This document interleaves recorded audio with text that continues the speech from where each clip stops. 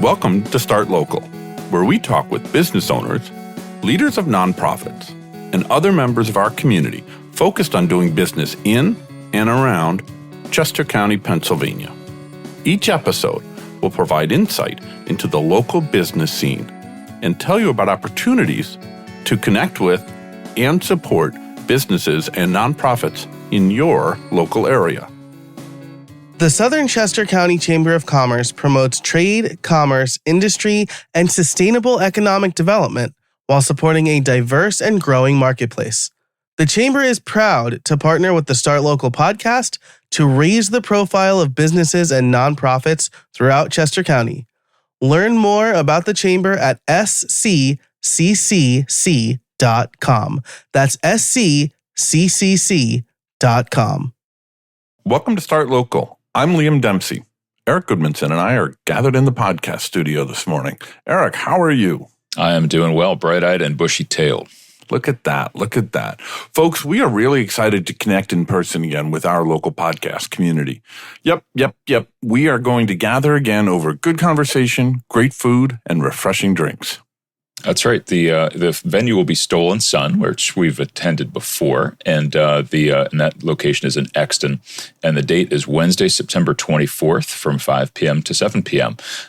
Backed by popular demand, shall we say, because Stolen Sun always seems to treat the group pretty well. So we're looking forward to seeing you all there.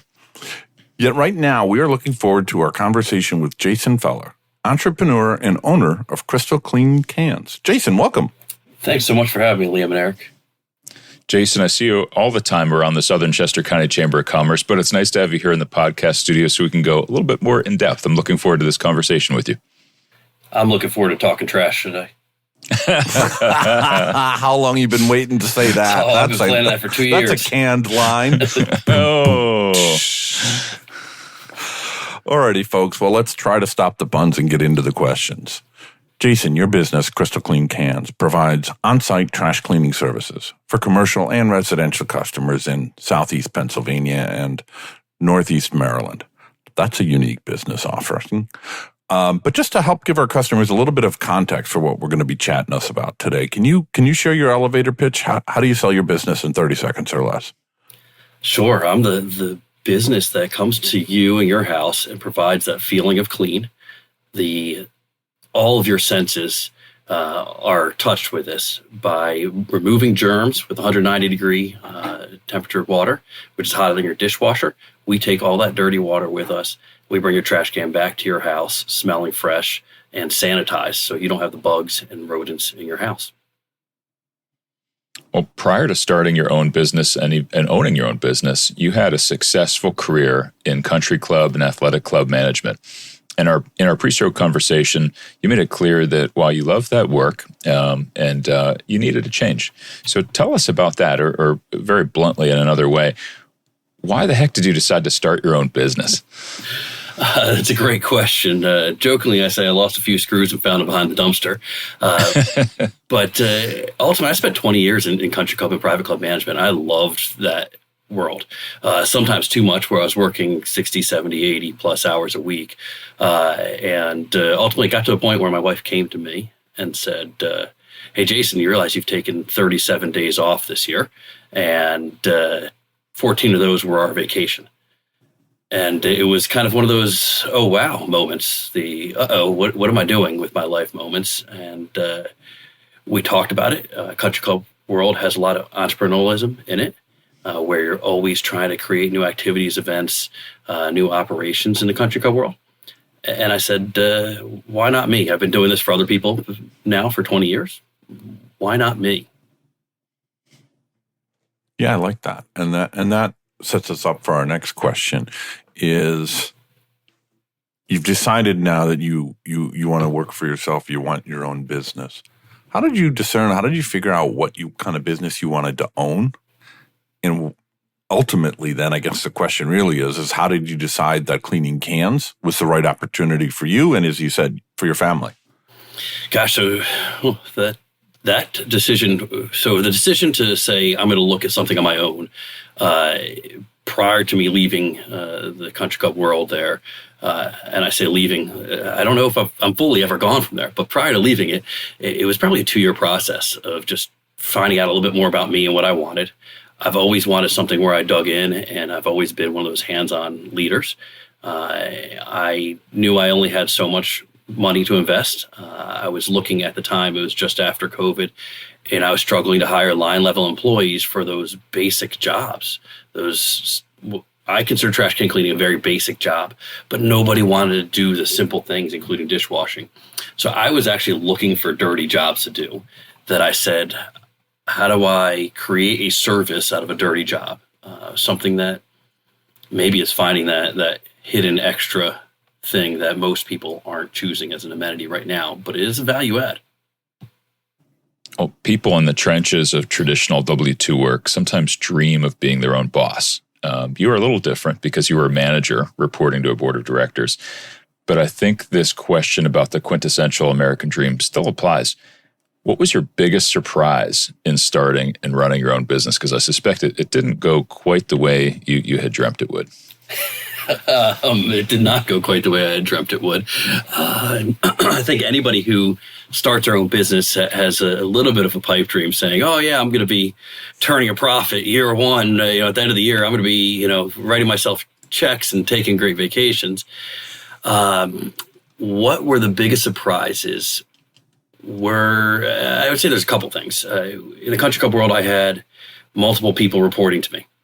I was able to say, oh, XYZ marketing or XYZ, financials. Why aren't these numbers this way? Or, hey, we need to provide XYZ service. And now that comes to me. And I did always say I wanted to wake up and look in the mirror and answer to myself. But all of a sudden you're answering to yourself. And you have to have some honest conversations with yourself when you're not getting a task done, when you're not showing up for your family at that point in time because that's what you said you would do, when you're not showing up for your customers because you made a mistake in timing, putting marketing information out there. I had to do a lot of learning on even how to respond to Facebook. So I would say that was one of my biggest surprises. The other biggest surprise I had was operating cash. That you do expect your business, you go in with an optimistic mindset, and you do expect your business to be cash flow positive immediately. Well, most businesses are not for 3 to 5 years. And I was like most other entrepreneurs where I kind of said, oh, it's going to make money. It's going to make money. And so you starve your business in the beginning. I wish I had a little bit more cash going into that. So your point about answering to yourself really resonated with me. I think one of the best things about owning your own business, and I do with LB Design, is that there's no one there to tell you what to do. But that's also one of the worst things about owning your own business is there's no one there to tell you what to do. That accountability can be a challenge depending on what other priorities are grabbing your attention. I'm smiling on my end because accountability is a good word. And I feel it. Some days I'm good at it and some days I'm bad at it. Welcome to life, yeah. Your business, Crystal Clean Canz, you provide a suite of related services, not limited to trash can cleaning. So walk us through your services briefly again. What else are you cleaning and what else are you doing? Sure. So my business started out with the trash can cleaning and originally dumpster cleaning as well. I'm still doing the dumpster cleaning, but started out with trash can and dumpster cleaning and evolved based on my customers' requests. One of them came to me and said, hey, can you do a house wash? And I said, I've never done a house wash before. Are you willing for, allow me to try? And they said, sure. And next thing you know, 2 years later, I've done hundreds of house washes. I've now also done commercial buildings and building washing, soft washing process. So I've now done 6 schools in that process and a number of other commercial buildings. Pressure washing services, like the surface cleaning, like your sidewalks and things like that. And window washing. So I've stepped into window washing, and then I've done some specialized items as well, including oxidation removal and aluminum paint bleed and things like that would fall into the pressure washing services. I think with any business that you create, you have to figure out that next step, that other opportunity to continue to keep your business going. Well, talk about expanding your business, it's not just the services you offer, but also your service area. You have some important considerations there because you're a fleet-based business in some ways. So 2 questions for you. What's your current service area, and how did you decide on the specifics of your service area?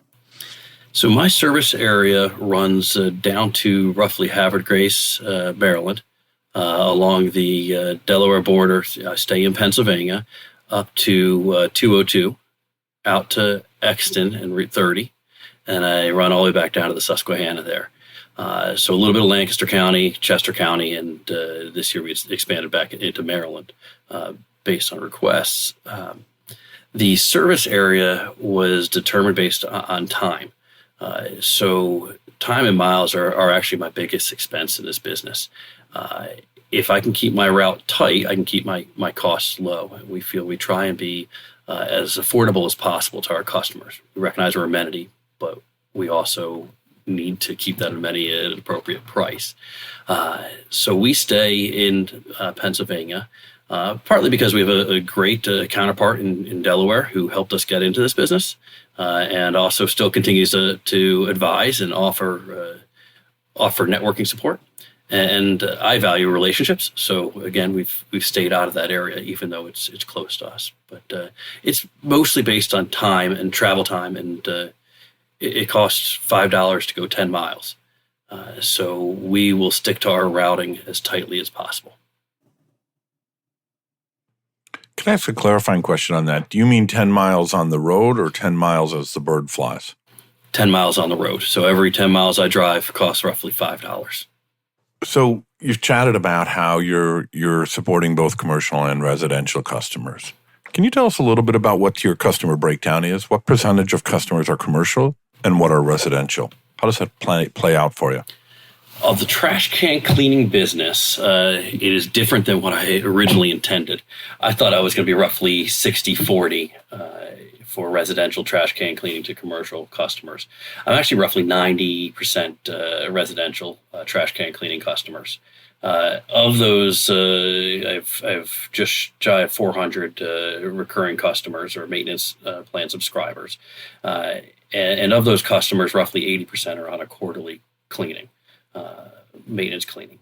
The dumpster and commercial cleaning for the trash cans, most of them are on quarterly or twice or every other month, bi-monthly process there. Careful, Leah might call it Fort monthly. I'm not sure. Fort monthly. Yeah. Hey now. Fort monthly cleaning process. Regular listeners of the podcast will know exactly what I'm referring to there, but that little inside joke for our listeners. But I have a question for you, Jason. As you've diversified your business, I'd also like to understand how that has affected your revenue breakdown. So what's your biggest revenue stream? Is it still trash can cleaning, or has it become power washing of homes or those commercial customers? Sounds like residential customers is certainly the bulk of your business. So it's actually now it's relatively evenly split as far as where my revenue streams are coming from, which is good and bad. So I'm bringing in roughly 40% of my revenues from trash can cleaning, and the remainder, 60%, comes between residential and commercial pressure washing opportunities there. You bought your business. What was that approach there? I did not buy mine. I started it. So I'm always curious to hear from folks who took a different route and, kind of accountability. Did I take the wrong route? kind of thing. So what did buying your business, why did buying the business make more sense than building it from the ground up? That's a great question. And to your point, I don't know if anyone ever knows the right answer to how to buy your business or how to start your business.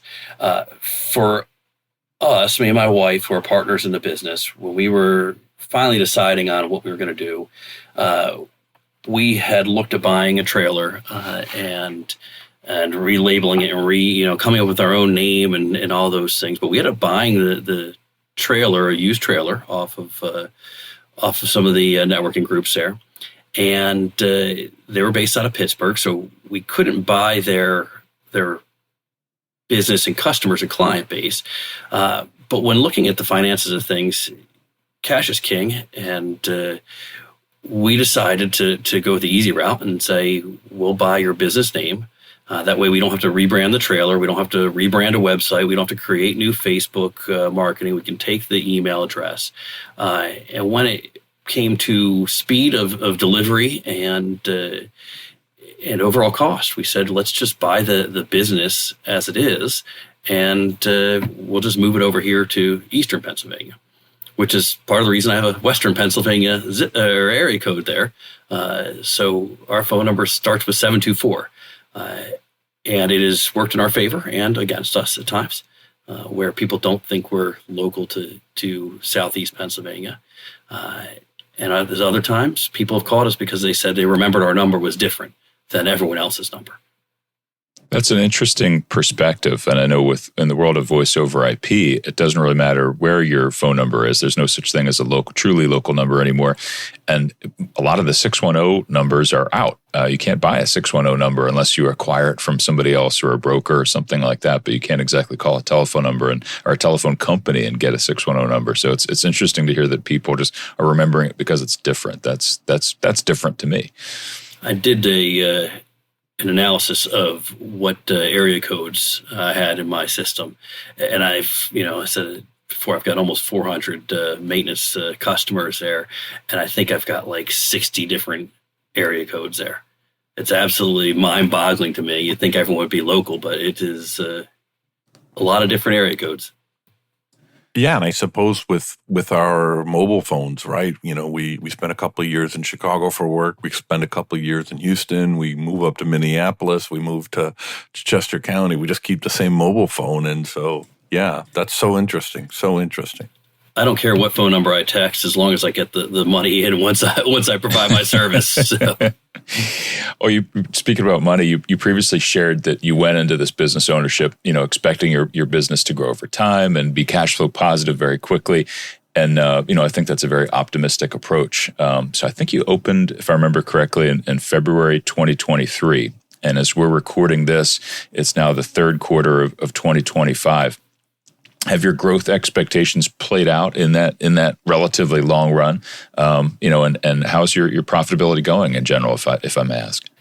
It's a little bit of a loaded question there. So yes and no. We knew that it would take time to truly make a profitable business. And what do they say? It's 3 to 5 years before businesses turn a profit. At the end of year 2, we were break even. And this is my third year. This is the first time I've paid myself in 2 years, which is a great feeling to write a check with your own name on it. And it's not a lot. It's just enough to keep us going, keep food on our table for our family. So that makes me happy. I think in my wildest dreams, I would have loved this to be a runaway success, and I'd have my vacation home in the islands already. But I'm still working my way there. It is a good growing business, and understanding that it takes time to build a customer base. And ultimately, I do need a lot of customers. I jokingly call it the Walmart philosophy. I am looking for a lot of customers, and I have a smaller margin on that, and just keep growing that customer base. I hope I answered your question there. Oh, absolutely. Yeah, it's just, and the reason I ask it isn't so much to dive into your personal finances or anything. It's more just to help business owners gain some perspective on what they could expect and what they should at least be prepared to accept if they really want to get into the small business ownership arena. You need to learn to ride the wave. That is one of the biggest things, is ride the wave. There's some months you're extremely successful and you're feeling that high, and then there's some months you're questioning, why am I doing this? What was going through my head when I chose to walk away from that W-2 job where you had a paycheck coming in every other week? And I've had both of those experiences in this role. Yeah, and I suppose in an age of social media where I spend 20 minutes a day and I make $60,000 a month recurring revenue on only 20 minutes a day. Here's my fantastic home on the shore, and here's my fantastic home in New York City. Yeah, no, thank you. Please don't sign up for those people. Please don't give them another dollar of your money. It is not real. So perhaps in part because of the influence of private equity, many businesses, regardless of sector, are focusing on recurring revenue streams instead of a one-off transaction. So this shift places more emphasis on keeping a consistent client base very enthusiastic about services, about your services, and requiring good old-fashioned customer service. You really got to take it to new heights. Yet some consumers are actively pushing back on these recurring revenue models, and apparently there are even apps designed to help people identify those recurring charges and cancel the services. But on a side note, I understand that those apps also charge a recurring revenue. So take that for what it is. But Jason, back to you. How do you handle recurring services with your customer? What does that look like for your business?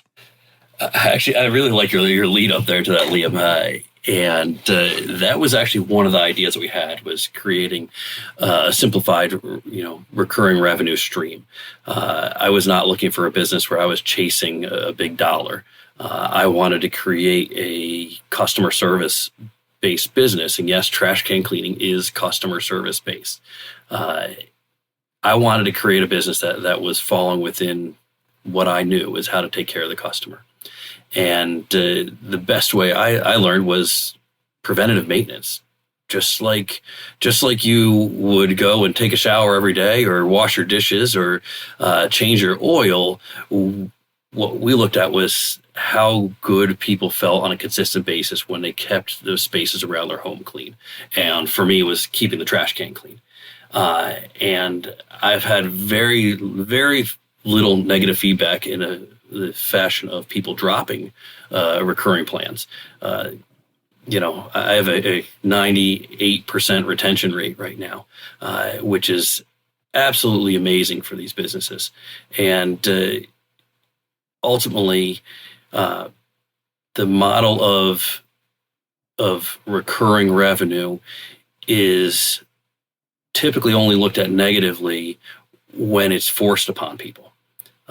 So I ask people to sign up on my website. People will call me and say, well, which plan do you recommend? And I say, I recommend what's right for you. If it were me, I'd probably choose quarterly, in all honesty. I wouldn't choose monthly. But some people really want that feeling of clean on a regular basis.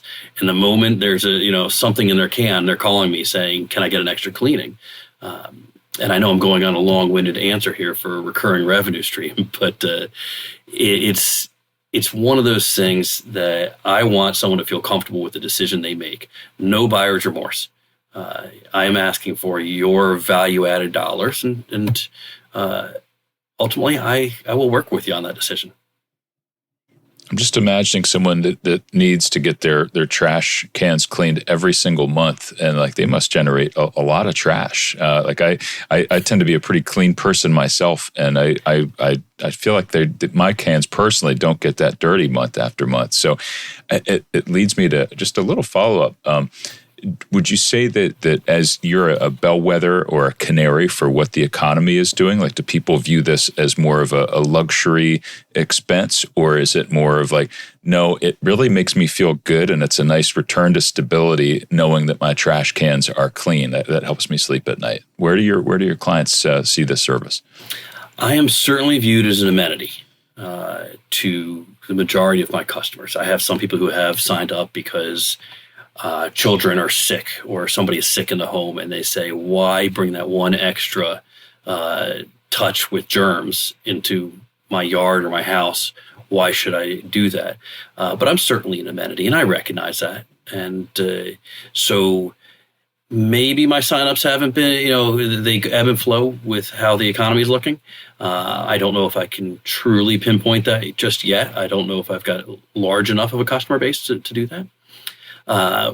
What I find interesting is it does transcend economic status. So on the same day, I had one customer who was in a multi-million-dollar mansion in Chester Springs. He chose to cancel his membership or his maintenance plan because it was too much for him. The same day, someone who lives in a mobile home park signed up for it. And you say, wow, those are two different people. from an economic status, but their values were really what I was looking at. And the person who's living in the mobile home park said, I value everything around me to be clean and pristine. And they weren't seeing the value in the multi-million-dollar mansion. And that's okay.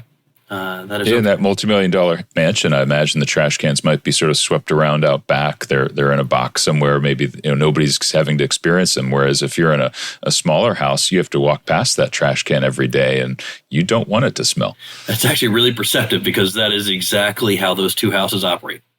You line it up directly. I feel like there are a lot of little subtle insights you could get, Jason, about society from just watching the trends within your business as you grow. I bet an economist, particularly a behavioral economist,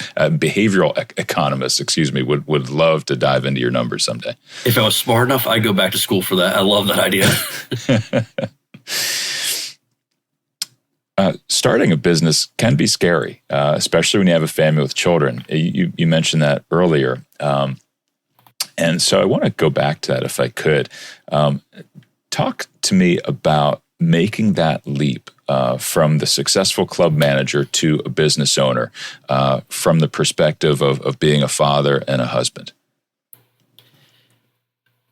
It is certainly a leap. And there are so many things that come into play when you make that leap and that transition and change. And there's so many things that sometimes you see and you don't see. One of the biggest changes is just getting to connect differently with your family. I'm certainly around a lot more, and I was around a lot more. And I think that was uncomfortable for everybody in that process. Whether it's myself or my wife or my kids. And we had some real heart-to-heart conversations in that process of, Dad, why are you around right now? Or, this isn't how we ran the household when you weren't here. So there were certain leaps that we all had to accept and review and challenge ourselves on the outcomes. And I'm trying to be as emotionally connective here, but also make sure there's some privacy to that process. I think any family that goes through that leap, to a certain point, my connectivity was with who I was as a business manager. So I had to realize, wait a second, I'm not the country club manager anymore. I am Jason, and who's Jason still? So, as I lay down on the therapist couch that you just set out for me, I got a lot to unpack still 2 years later. But the leap is also not without knowing some of the risks.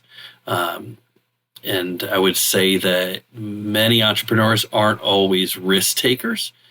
We just identify where the risks are and how we move through those risks. And for me, I identified that one of the risks I had was if I stay in club management, I might lose that connectivity with my family. If I come home and work from home, then I might also have some challenges with that connectivity with my family. But identified that risk was worth at least starting out and trying first. You raise a really valuable point there that I've observed over the years time and time again, which is entrepreneurs tend to have this reputation of being big gamblers, risk takers. And in my experience, they're absolutely not. They are excellent at calculating risk, and they take many, many, many calculated risks time and time again, but they're always calculated risks. It's not a random walk. It has not been a random walk. At the same time, I will say it again, is you have to be able to ride the wave. And when you look at that calculated risk, you have to know that it's not always that high. There is the up and there's the down, and then it flattens out. And then you can ride the wave a little bit smoother. Yeah, Jason, as a guy who's worked for himself for a long time and worked from home for more than 2 decades, finding that balance of when, your home office, you don't have a 20-minute or an hour-long commute. Your workday may, especially when our children are younger, your workday kind of ends or at least gets radically interrupted when the school bus stops outside the house and everybody comes tearing in. And it's wonderful and it's exciting and it's a joy. I wouldn't trade it for the world. But to Eric's point around risks, there's a risk there, right? The client says, I need this by 5, and you know darn well you're losing some time from a work perspective. You're gaining as a family guy. But I feel like you and I could start our own podcast about families and businesses and working from home. But let's move on. Let's move on before we agree to start that podcast. Eric's got 20 questions lined up already. I see it. I think he does. Let's swing back around to how you bought your business. You talked about that, and I'm curious about how you funded that. And the reason I'm asking is because in a previous conversation, we talked with Tony Paluch from Univest Bank, and he explained very quickly and succinctly all sorts of different lending options that I had no idea existed. So folks listening, definitely go back and check that out. You can do all sorts of lending, and I can't even remember the different types. It's asset, and it's accounts receivable, and it's all different things, but it's worth having a listen to. And with that context, Jason, because you've been through the process, talk us through what sort of loan worked for you, and how did you decide how to fund that? So we got into the process of figuring out where our money came from a couple different ways. We had originally, back in 2019, we had actually put a bid in on another business. As again, this is something we've kind of been thinking about for a number of years, how to start our own business, things like that. We lost that bid. We were in the process of going through an SBA loan. And we could do that because there was already a business in place, and revenue stream already in place, and they were looking to do a loan or able to do a loan on that. And transitioning to when we started the trash can cleaning business, we didn't have a model to a financial model to say, hey, here's what's going on. And I came up with the best budget that I could and projections that I could, and ultimately, we weren't actually able to find a lender that was appropriate for us at the right interest rates. If I had heard about Tony's no money down loan there, equipment loan, that's probably what I should have done. Instead, we chose to take out a line of equity, retain whatever savings we have in our savings account. In that way, if we needed to pay, or if there was financially difficult times, we could dip into the savings account and pay off the loans over time. And that was a process we went through on thinking. Do I recommend it? The line of equity on our home? Yes and no. It gives us some flexibility. It certainly gave me times when I was not meeting my numbers to just pay interest only on it. And I didn't have a fixed rate and a fixed loan to pay. That in my business is capital intensive. So if I starve my business because I'm having to pay down a loan, then I'm literally starving my business. So we went through the line of credit, and after about 8 months, I was able to increase it to what the rate would have been on paying down my loan. And that's kind of the process I went through. Not sure I recommend it for everybody. Thank you for sharing those insights, and it's valuable to people out there to hear them, no doubt. Let me ask you another question about not so much finance, but more about marketing, because marketing can be a challenge for many businesses out there, and there's lots of different ways to do marketing these days. And as you shared, you viewed trash can cleaning as ultimately a luxury service. But I'm sure for some people it's not, but that's okay. So in a real sense, no matter what, you have to educate customers before you can sell to them, because not everybody knows that this service is out there and available. So talk to me about how you're educating your potential customers out there through your marketing efforts to your potential customer base. Eric, you just hit the nail on the head. 99% of customers don't know that I'm even out there as a service. And that's actually one of my current Facebook ads right now, is that 99% of people don't know that I'm out there and don't even know what the service is. So we look at marketing in a few different ways. One is by participation in the community, participation in networking events, and being present out there. Also, we've done trash can tagging, which is putting a hanger on the trash cans or a sticker on the trash cans just to say, hey, we're available. Here's what the service is. Do you put those only on the really dirty trash cans? I have to interrupt, or does everybody get a hanger? Like, should people feel really guilty if they get a hanger from you? We double tag those trash cans. No, everybody needs a clean trash can, not just the ones that are extremely dirty. We believe this is for everybody. No, we tag every trash can out there. So if you get one, it is because we were in your neighborhood on the day you have trash service. It's interesting because tagging trash cans has almost no immediate return on investment. And I have walked miles and miles and miles through neighborhoods putting a sticker on trash cans. And we don't solicit services. We will not ask you for your business. We just leave a note or message on your trash can. It's a professional card, and allow you to make that decision. And then we also use the internet and use a little bit of Google. Once our SEO is a little bit better, we'll probably in a little bit larger market share. We'll probably push more towards Google because again, we have to educate every customer on who we are and what we're doing. So people aren't specifically searching for trash can cleaning right now. So the majority of our spend is actually on Facebook advertising. And we try and make it fun. We try not to make it so boring and straightforward. So if you do see our advertising out there, there's videos showing how it's done. There's some jokes. There's some, wit in some of how the videos are made, where people are holding their nose or there's trash piled high, or going through that process of visualizing what's actually happening.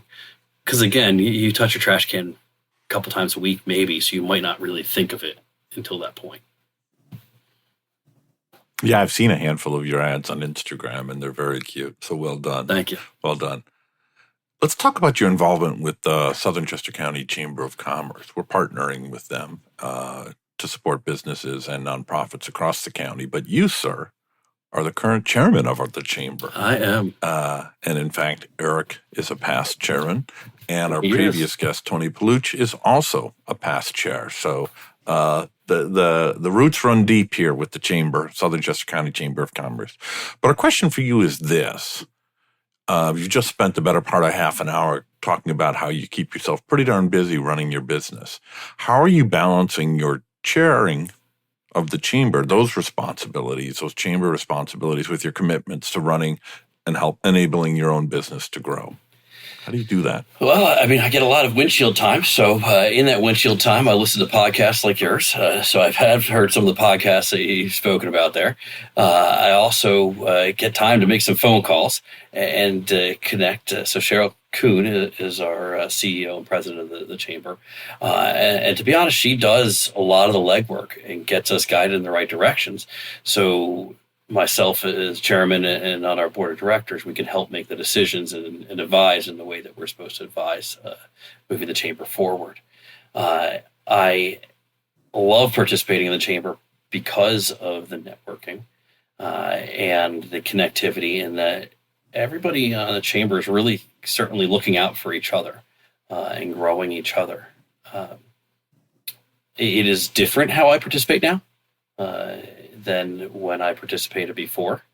When I participated from the country club standpoint, it was being supportive of those businesses, and how do I act in a supporting role, and how do I act in if we grow everybody, what do they say, rising tide lifts all boats or all ships, and how do I support that process?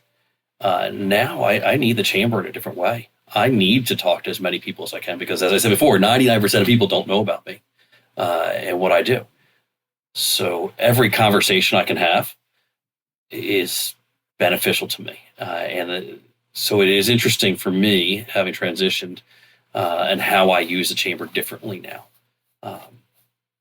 And I honestly look forward to continuing to see the chamber grow and offer different amenities, whether, the golf tournaments and the galas might not be for everybody. But we have 3 different networking groups that fit in, and also a network at noon that fits in, and opportunities to get out and be present with your peers.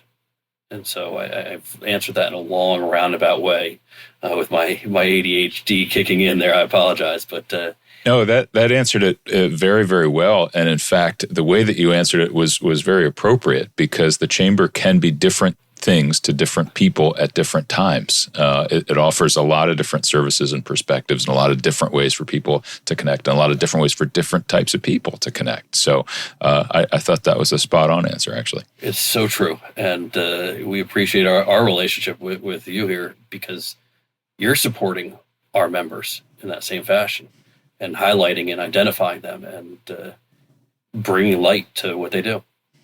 No, it's our pleasure, and thank you for serving as chair. It's a difficult position. It takes a lot of time, but it definitely reaps its rewards in terms of what I got to see change with the community as a result of the chamber, and still does. So it's wonderful.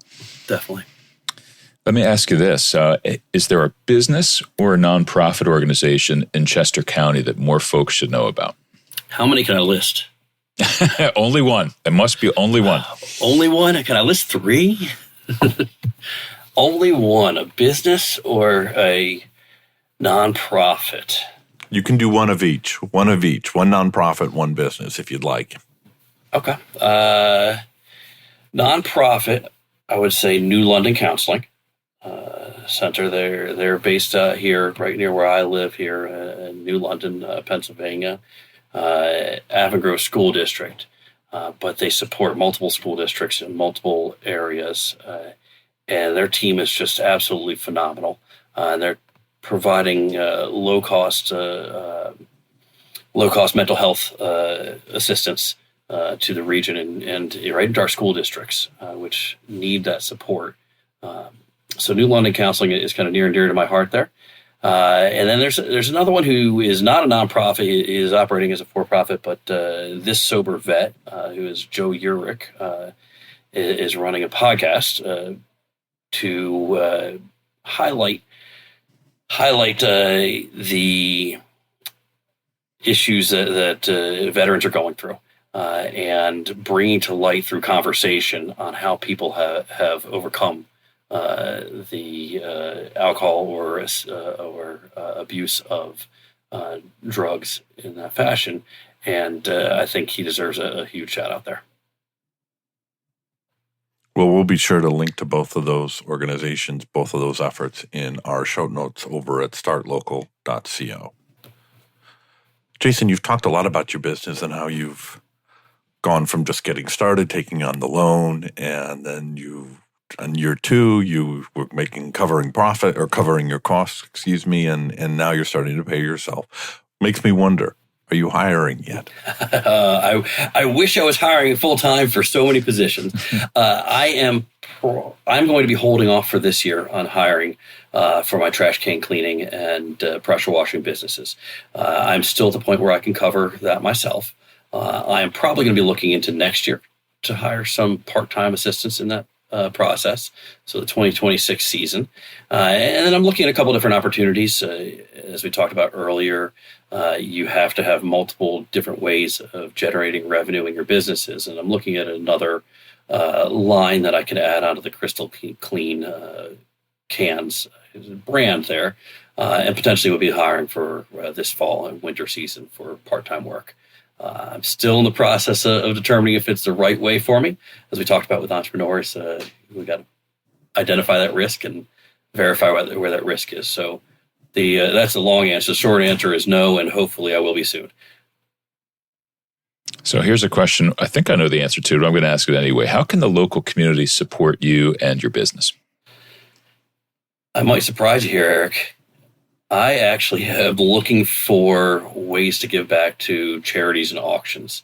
I am looking for opportunities that I can give back a trash can cleaning because I can't give a ton of money right now. I can't give, if somebody asks for $100, I can't always turn around and give $100, but I can add a service to my route. So I'm looking for charities and nonprofits that are local community supports that I can support as well by adding something to an auction item of trash can cleaning, and also whether or not I'm doing a house or building wash for a charity. And that would be my way of being able to give back where I can't give back financially right now. Well, you're absolutely right. That's not the answer I expected. And nevertheless, it's a fantastic answer. I really enjoy that and appreciate it. And I'm sure the people who just heard that answer will also appreciate it. So thank you. Thank you. Jason Feller, entrepreneur and owner of Crystal Clean Canz. Where can listeners connect with you and learn more about you and your business?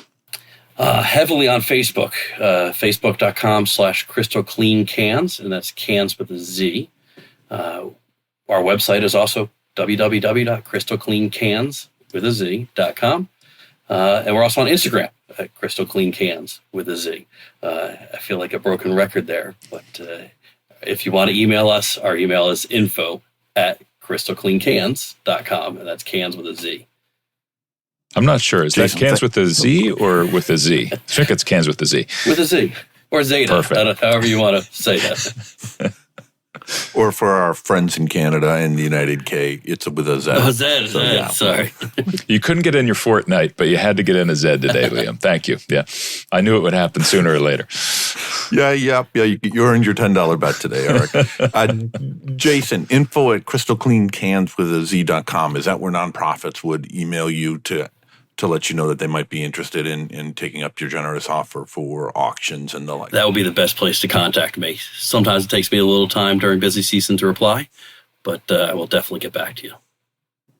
Awesome. Thanks so much for being here today. Really enjoyed our conversation. This has been a great time. Thank you so much for having me on. The Start Local podcast is published every 2 weeks, or fortnight, as Liam likes to say.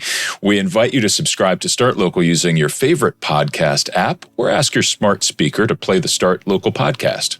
You can also visit the Start Local website at startlocal.co with no Z's for show notes, including links mentioned on this show and summaries of past episodes. We hope you can join us for the next episode. Thank you for listening.